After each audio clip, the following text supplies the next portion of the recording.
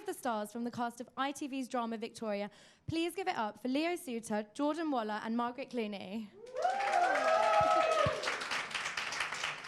So before we get started, if you're watching at home and you've got any questions, please tweet them to us at BuildSeriesLDN or leave a comment on Facebook and we'll ask as many as we can. Welcome to Build. Thanks for coming, guys. Thank you. Thanks for having us. So let's just get started because there is a lot to talk about. We're exactly halfway through the second series of Victoria. So we're 4 in, we've got 4 more to go. Let's have a chat about where your characters are all up to. And we'll start with you. Drummond's engagement. Yes, I dropped that bombshell last episode. Yeah, I've just revealed to Lord Alfred. Broken-hearted. Are you okay? No, it's been really tough. So we're now wondering what's next for our special friendship.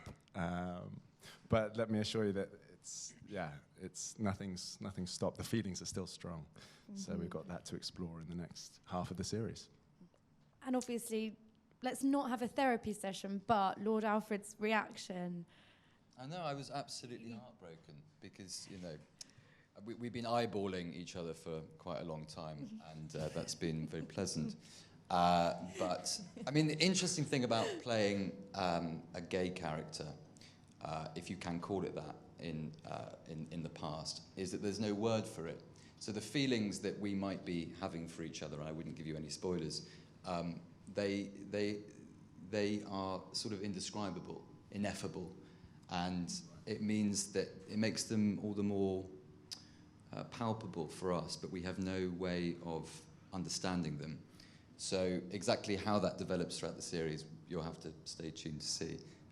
But it's pretty sizzling. That must make it quite hard to play then, because it's, as you say, you know what it is, and if you were playing like that role in a modern day piece, you would know how to play it. But because you've got to kind of put yourself into a mindset where they didn't describe it, does that make it difficult? What do you think? Yes, I think it does. You know how charged it is, and you know as a character that it's a dangerous secret between us. We know it's a true secret and it's an overpowering feeling, but there is that sense that this is not acceptable. For me, as an aspiring politician, my character he's been born into it slightly. He is a Scottish aristocrat, but he's grafted his way to get to where he is, and this would be an explosive secret that would ruin everything that he's been working towards, which makes it all the more heartbreaking. And last but not least, let's talk about Lady of Sutherland. What's going on with her? She's not had the easiest time, has she? Well, she's just miserable with her husband, isn't she? I mean, sucks to be Harriet right now. But she's gone off back home with her husband, as we saw in episode 3 at the ball. And she does come back later on in the series. Okay. But yeah, at the moment she's at home with her family and sort of laying low for the meantime. Can you tell us anything about what might happen when she comes back? Well, she comes back to the palace, and she did historically come in and out of Queen Victoria's life as one of her ladies-in-waiting and a very good friend of hers. But in the series, we've slightly deviated away from Harriet's reality. She comes back. I sort of can't really give you any spoilers. Maybe she's wearing a lot of black. I could tell you that. Ooh. But yeah, she's back later on, and a lot of excitement happens. All you ever seem to do in the series is cry, isn't it? Yes, I do a lot of crying. You're just so miserable. There's a lot of crying. No one can actually seem to fall in love except for Victoria and Albert. It's all impossible, and it's really difficult. Yeah. Really difficult. God, you're really feeling it today. I feel very emotional. Brought it all back to me. Yeah. It's So talking about spoilers, obviously Victoria is very clearly based on historical truth, but the writers do deviate a little bit. Do you think just a bit, yeah. Do you think that it helps anyone who might think they know what's going to happen? It keeps viewers on their toes, doesn't it? Yeah, I suppose so. The thing about history is that there's never ever facts, really. It's all interpretation. So I quite like it when you deviate from historical truth because what is historical truth? And that's sort of the question that it very profound that it raises. And for us as actors, all we use really is the script, and that we just make that work in a moment where you're just speaking to somebody in a room, really. Yeah, it could get a little too prescriptive if you stuck. For my character, for example, he was 55 years old, and obviously not going to play a 55-year-old. And what moisturiser do you use? Yeah. Special stuff. Alfred's. But yeah, no, to have that creative license and to sort of indulge in it a little bit is very fun for us. But obviously a lot of the main plot points, more specifically around Victoria and Albert, you know, I assume that the writers aren't going to mess too much with very clear things that happen. He's going to have to die at some point. It's coming, isn't it? But, you know, does that make it a little bit easier when people ask you for big spoilers? Do you feel like it relieves some of the pressure? Yeah, read a book.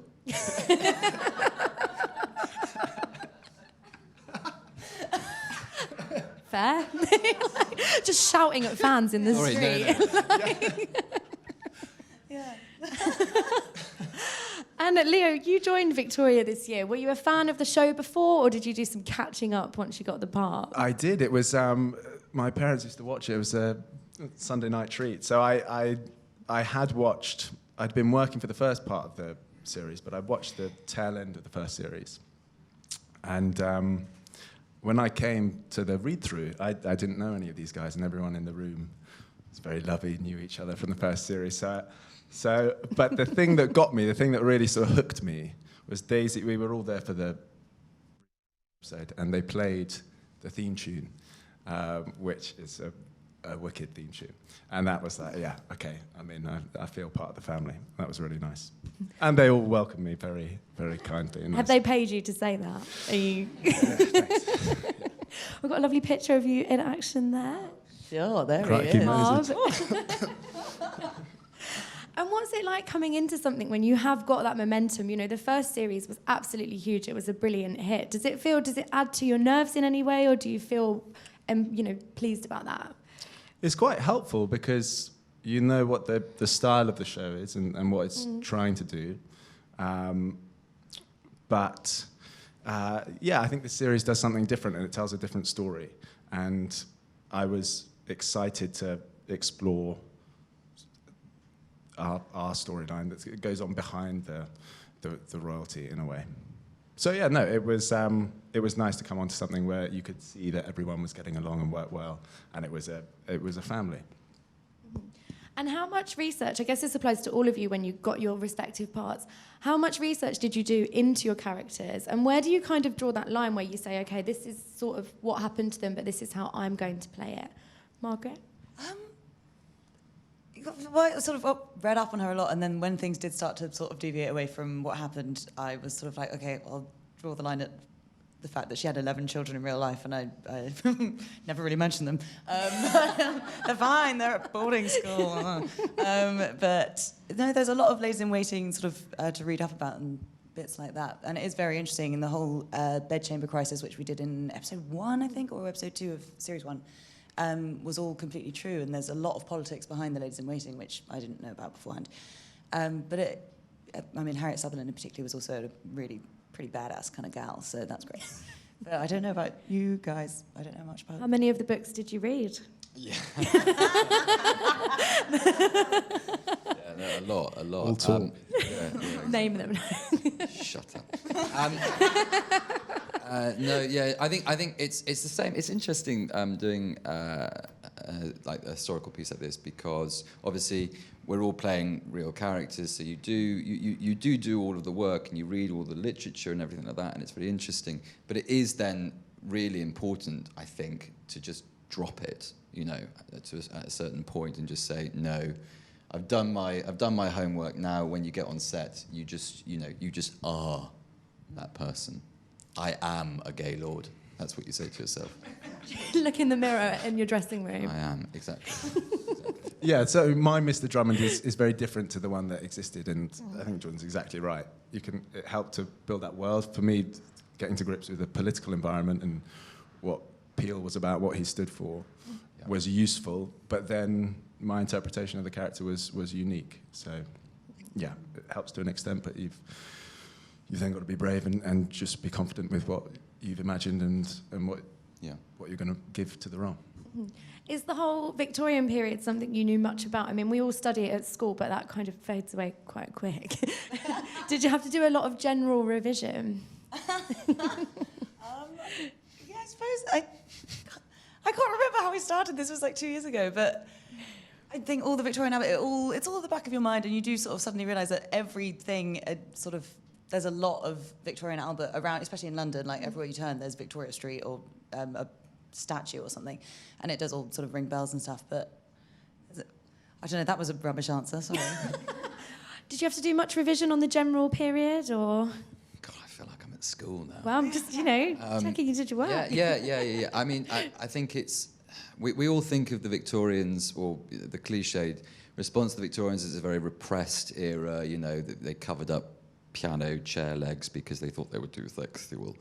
And I think what's nice about Daisy's script is that she shows how there's just so much that happens. I mean, this is when Britain was sort of built, and also the in between people. I mean, there was so much stuff going on, sort of bubbling under the surface, and it's just really interesting to explore as an actor. In the etiquette, basically. So you've got this really strict set of rules that you have to adhere to, and within that, well, how can you deviate? Where do you deviate from them, and when do you break the rules, making the drama all the more powerful? You see what I mean? Yeah. Yep. And obviously, one key part of any period drama is the costumes. Margaret, I'll talk to you about this one because women have it by far a lot worse. Worst. I mean, have you ever tried to corset on? No. Oh my! They wore them through pregnancy. I mean, unbelievable. Until about, I think, your final 3 months, you were just sort of parked in a darkened room and left to, be pregnant because it was such a great big sin to have had the child, apparently. And then, obviously, in episode 1, when Victoria has to go and have this churching ceremony because she'd had a baby, she had to then be seen as pure again in the eyes of the church, which I didn't know about, which we were all quite surprised about. But yeah, you're wearing a corset, you are permanently restricted. You can totally see why women were sort of described as being hysterical, because it makes your breath, you can only really breathe up high, and that makes you panicky. Like, naturally, it's completely normal. And it's the worst. Well, we've got a picture of you just there in one, looking very serious. Very serious. God. Is it boiling hot? Or is it... When you're dancing, so that was at one of the balls, and when you end up doing a dancing sequence, obviously you're filming it at all different angles, you have to film it a lot, and you get quite warm doing that, sort of, you did a polka for about 5 hours one time. Yeah, in a corset, it was really tough. We don't need to hear about your spare time. My favourite bit of costume, actually, was your helmet. It's a shame you don't have a picture of it. Because it had it was like a clarinet cleaner on top of it. There's no spoilers, Leo. Plume of feathers. It was fabulous. And who were you dressed as at the fancy dress ball in series 1? Oh, God. You had like a harp or awful. something. I looked was amazing. Like homeless, didn't I? I was dressed as Apollo, I think. Yes. And then we were Knights Templars together. We matched in, we in matched. matching. Tweedledum, Tweedledee. Exactly. No. Does having that process, though, with these kind of extravagant costumes to get into, does it help you get into character in a way? Yeah, sometimes you work from the outside in, and when you have all these incredible sets that Michael Howes has created, and Roz, who designs our costumes, when you have those, you really get a sense of the period, and makes you stand up taller and really feel what it was like to be in Buckingham Palace as a young man. And what's it like when you're kind of chilling out on set between takes? Because presumably you're not. I mean, are you sitting around in these gowns and having your lunch? Like, what's happening? We are, and sometimes we're made to wear aprons on top of them, so we don't throw stuff down ourselves. Did you spill ketchup on your... No, that wasn't me. I think that was Daniela, who's daily right. would throw something on us. Yeah. Was that when the apron rule was brought maybe, in? Yeah. Does that not feel really odd, Jordan? Does it not feel weird to be sat around, eating your lunch? It's like so weird. The whole thing is just so weird. But it's nice because we're all such good friends, and we really are like a family. In fact, it's like a really sort of dysfunctional long-term relationship where you finish each other's sentences, the sex has dried up, and but you just couldn't bear to live without these people. And actually, now that we've stopped shooting, I've got real Margaret Clunie withdrawal symptoms. I really missed her, and we're all really, you know, I don't know. It's just it's so lucky to have such a nice group of people. I really have to say that. Do you get to hang out much then, outside of Victoria, or? Yeah, we went to a gig the other night. When we all on Sunday nights we all sort of go and watch it together at someone's house, and someone will like make some supper, and we just hang out and have some drinks while we watch the show, and it's really lovely. Well, that sounds amazing. It's my week this Sunday, so I'm. It's my first time. I'm Do you quite do excited. like a come dine with me situation? Are you but we giving should. Scores? Yeah. Oh damn. Yeah. Introduce some scores. It'll be extraordinary. Oh my god. But you're all invited. So. And when you all do that and you sit down together, is that the first time that you're seeing the episodes, or have you seen them before? Yeah, normally. We'd seen episode 1 at a screening beforehand, but after that, it's been this is the first time I get to see them. And Leo, you mentioned the sets a little bit earlier on. What was it like for you on your first day, kind of arriving and seeing those huge, amazing pieces that they have? Well, it is. I've got to shatter the illusion. It's an abandoned airfield in the east of Leeds. So when you first turn up on the cold February morning, it's a little crikey. What's going on here? And then you go in through the airport hangar, this abandoned hangar, and then suddenly you see the palace, and it's extraordinary. But on your way in, you see how just sort of how cobbled together it is, and you see all the but you see what I mean by that is the skeleton underneath. Yeah. So as you walk through, it's all just plywood and MDF, and then you get in, and then there are these extraordinary chandeliers, gold leaf everywhere, candles. Yeah, it is seriously impressive. And I was going to ask as well, you have the kind of the ball scenes and you have these feasts and all of the food, but what's it actually like to film? Because they obviously do take shortcuts with things. You have to make sure that, it looks good on camera. Are there anything that's just quite different when you're filming it? The worst thing is when you're eating. So I think I don't know if we've got to this point yet, but we have a sort of cockaliki soup. Has that already been? I think the cockaliki soup happens twice, I think. Oh, it does happen what with twice. those marzipan birds? No, you can't say. Oh, the ortolan. Oh, this is great. He's good on this. So coming up. Here we go. This Bed is down, fantastic. buckle in. I'm going to just talk for a bit. If that's No, what- do it. I'm But intrigued. so coming up in this episode is that they have the French have this delicacy because they're so horrible, where they take these little birds, little songbirds, beautiful things, and I think they're an endangered species as well because they're French, and they pluck out their eyes. And they drown them in birdseed, and when they're blind, they just keep eating their way out. They just go like that, and then after they've swollen up, they drown them in cognac, so they die. Deep fry them, and then they eat them whole with the sort of brains and the guts and the bones and everything. And in order to eat them, they cover their heads. They cover their heads with a napkin.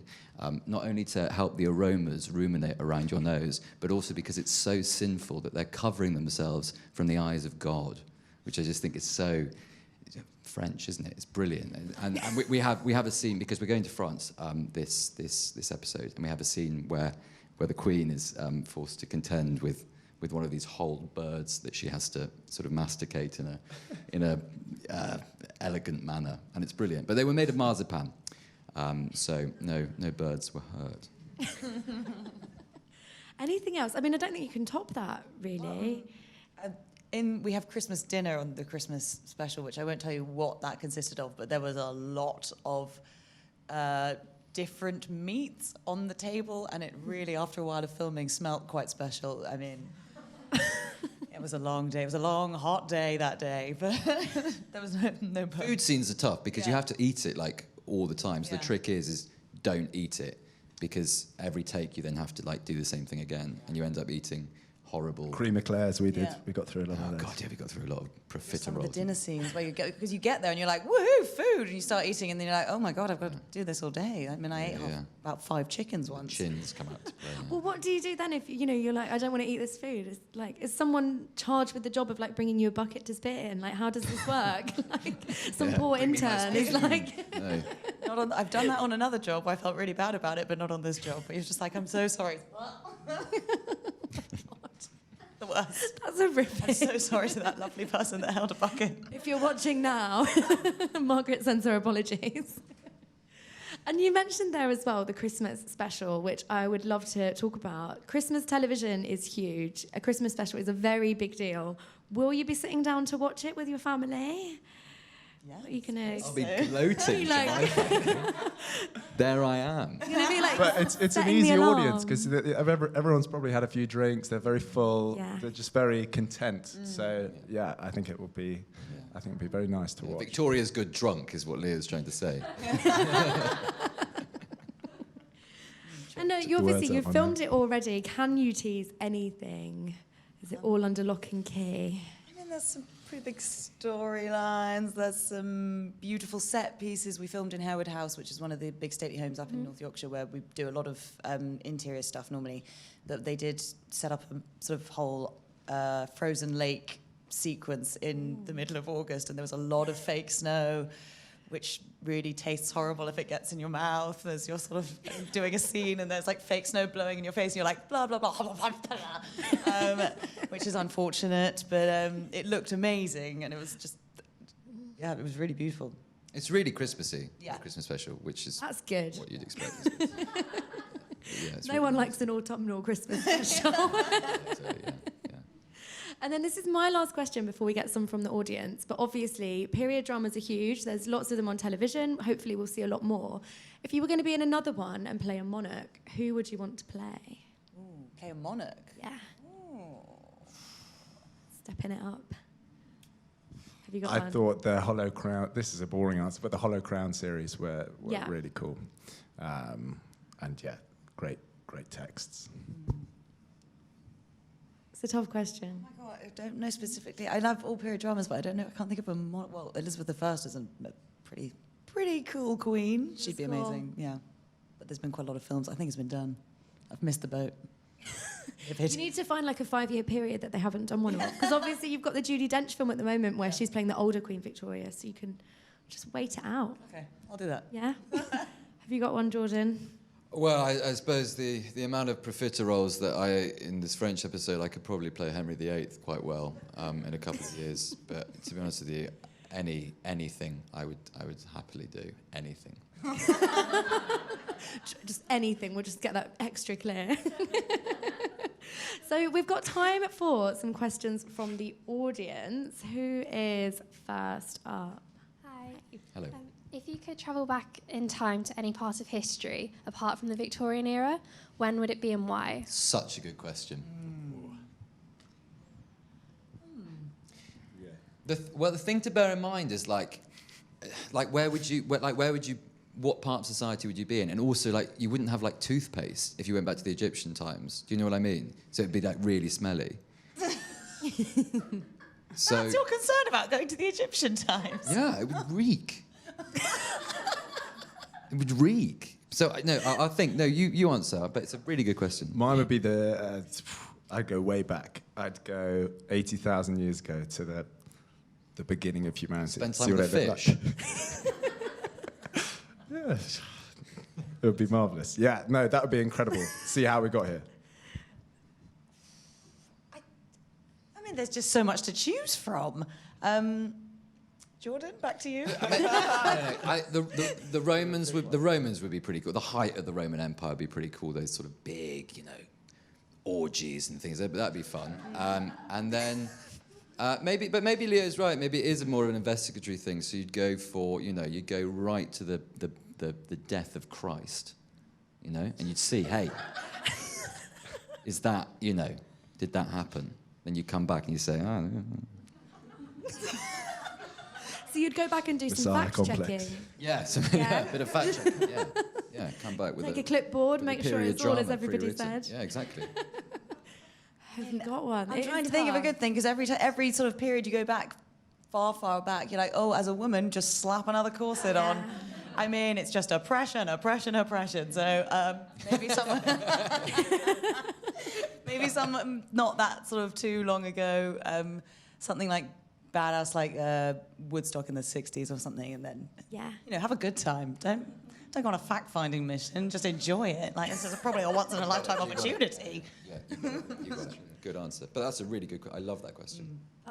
Your plan is the best, I'm going to say it. Yeah. No offence, guys, but have we got another question? Do you have any embarrassing or funny like memories from your time on set? Yes.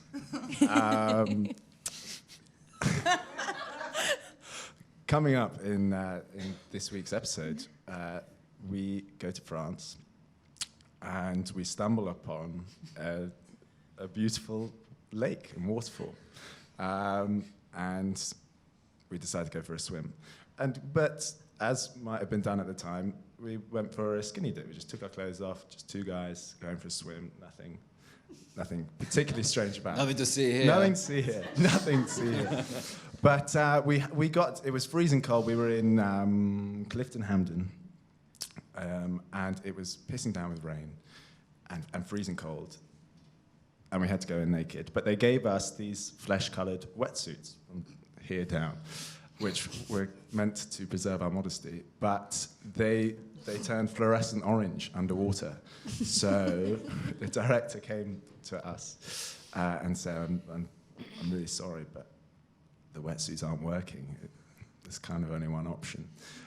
So we kept our dressing gowns on to the last, got into the water. It was freezing cold. You're only allowed in for 2 minutes for hypothermic reasons. And that was soul-destroying. And it was like being a Christian in the Colosseum, because the way the pond works, there's like 200 people in the crew just looking down at you.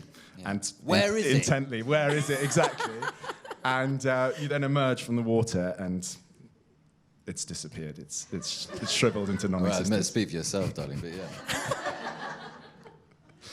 Is that a shared most embarrassing one? I mean, you surely haven't got. I really wasn't worse. embarrassed about that. Actually, I was loving it. Yeah, that was tough. It was tough only because it was so cold. So I think my body temperature dropped like. You didn't recover. I didn't recover very well. You were under the limit. Yeah, to get back in. I don't think I was allowed back in because I was sort of like that. But yeah, it wasn't embarrassing. It was more of a it was more Ray Mears than embarrassing. Because the crew were all pissing upstream, and it was raining, so it was all just coming down into our lake, down the waterfall. Were they urinating? They were urinating. Okay, well, I got very ill yeah, 2 days okay. later. Very ill. Right. I wasn't there that day. I mean, like, the corsets You now missed. sound amazing. Like, I'll take the corset any day over this. Do we have any other questions? Yes. What advice would you have for someone who wants to get into acting? So do you want to be an actor yourself? Yeah. Okay. Well, an agent is a very good place to start, but to get an agent can often be very difficult. So I would suggest making your own work. What's great is that stuff like Vimeo and YouTube, it means that you can get yourself out there. So if you can just find, also you can film on an iPhone, and if you get a couple of friends together, write a script, try and make it funny, I suppose, would be a better bit of advice, rather than just make something so it has some viral ability, and then go from there, and then you can send that out. You have something to show to an agent, and if they like your work, they might sign you. So that's probably the best way. If you haven't trained, obviously training is probably the best way to go. But yeah, I'm sorry. I hope that I don't know. I hope that's good advice. It's very sound advice. Yeah. Yeah, being proactive and getting out there and seeing as much theatre and stuff as you can, I think, is really important. That's a wonderful note to end on, because sadly we've run out of time. So thanks very much for the questions. Make sure you tune into Victoria. There's 4 episodes left of the current series, ITV on Sunday nights. Please give it up again for Margaret, Leo and Jordan.